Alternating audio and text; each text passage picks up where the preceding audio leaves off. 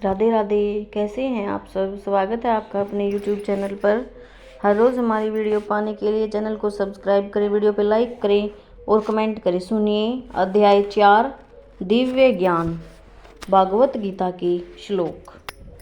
इमं विवस्वते योगम प्रोक्तवान हम वयम विवस्वान्मवे पराहमनुरक्षी वाक्वे ब्रवीत।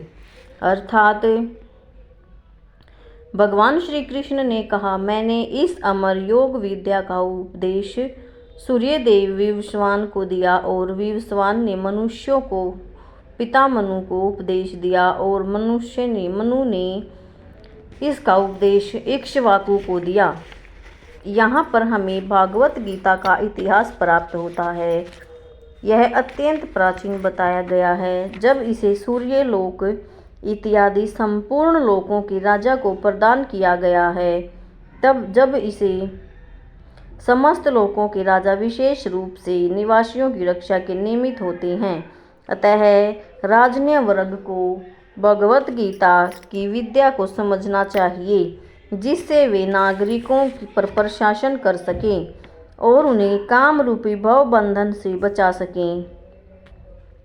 मानव जीवन का उद्देश्य भगवान के साथ अपने शाश्वत संबंध के आध्यात्मिक ज्ञान का विकास है और सारे राज्यों तथा समस्त लोगों के शासनाध्यक्षों को चाहिए कि शिक्षा, संस्कृति और भक्ति द्वारा नागरिकों को यह पढ़ाया जाए।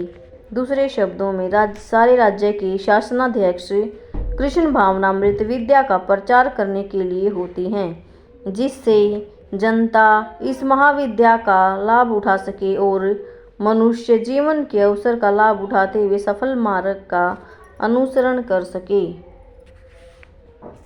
इस मनवंतर में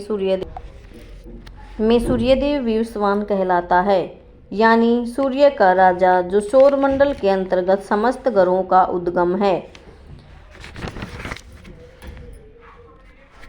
ब्रह्मा जी ने कहा, मैं उन श्री भगवान गोविंद जी की पूजा करता हूँ, जो आदि पुरुष हैं और जिनके आदेश से समस्त लोकों का राजा सूर्य प्रभूत शक्ति और ऊष्मा धारण करता है। यह सूर्य भगवान के नेत्र तुल्य है और यह उनकी आज्ञा अनुसार अपनी कक्षा को तय करता है। सूर्य सभी लोकों का राजा है और सूर्यदेव सूर्य ग्रह पर शासन करता है, जो ऊष्मा और प्रकाश प्रदान करके अन्य समस्त लोकों को अपने नियंत्रण में रखता है। सूर्य कृष्ण के आदेश पर घूमता है और भगवान कृष्ण ने विवस्वान को भगवत गीता की विद्या समझने के लिए पहला शिष्य चुना। अतः गीता किसी मामूली सांसारिक विद्यार्थी के लिए कोई काल्पनिक भाष्य नहीं, अपितु ज्ञान का मानक ग्रंथ है और जो अनंत काल से चला आ रहा है। महाभारत में हमें गीता का इतिहास इस रूप में प्राप्त होता है। त्रेता युग के आदि में विवस्वान ने परमेश्वर संबंधी इस विज्ञान का उपदेश मनु को दिया और मनुष्यों के जनक मनु ने इसे अपने पुत्र इक्ष्वाकु को दिया। इक्ष्वाकु इस पृथ्वी के शासक थे और उस रघुकुल के पूर्वज थे, जिसमें भगवान श्री राम ने अवतार लिया। इससे प्रमाणित होता है कि भगवान समाज में महाराज इक्ष्वाकु के काल से ही भगवत गीता विद्यमान थी। इस समय कलयुग के केवल 5000 वर्ष व्यतीत हुए हैं, जबकि इसकी पूर्णायु 8,32,000 वर्ष है। इसके पूर्व द्वापर युग 7 लाख वर्ष था और इसके भी पूर्व त्रेता युग 12 लाख वर्ष था। इस प्रकार लगभग पूर्व मनु ने अपने शिष्य और पुत्र इक्ष्वाकु से, जो इस पृथ्वी के राजा थे, श्रीमद् भागवत गीता कही। वर्तमान मनु की आयु लगभग 30 करोड़ 43 लाख वर्ष अनुमानित की जाती है, जिसमें से 12 करोड़ 8 लाख वर्ष बीत चुके हैं। यह मानते हुए कि मनु ने जन्म के पूर्व भगवान ने अपने शिष्य सूर्यदेव विवस्वान की गीता सुनाई। मोटा अनुमान यह है कि गीता कम से कम 12 करोड़ 8 लाख वर्ष पहले कही गई और मानव समाज में यह 10 लाख वर्षों से विद्यमान रही।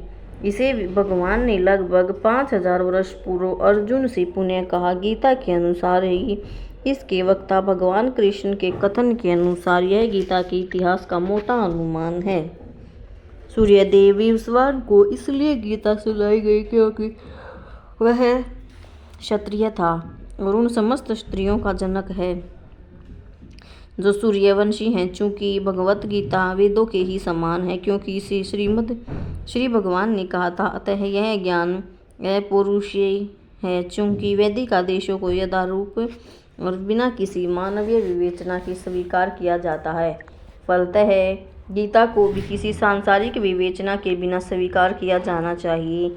सारी तार्किक जन अपनी अपनी विधि से गीता के विषय में चिंतन कर सकते हैं, किंतु यह यथारूप भगवत गीता नहीं है।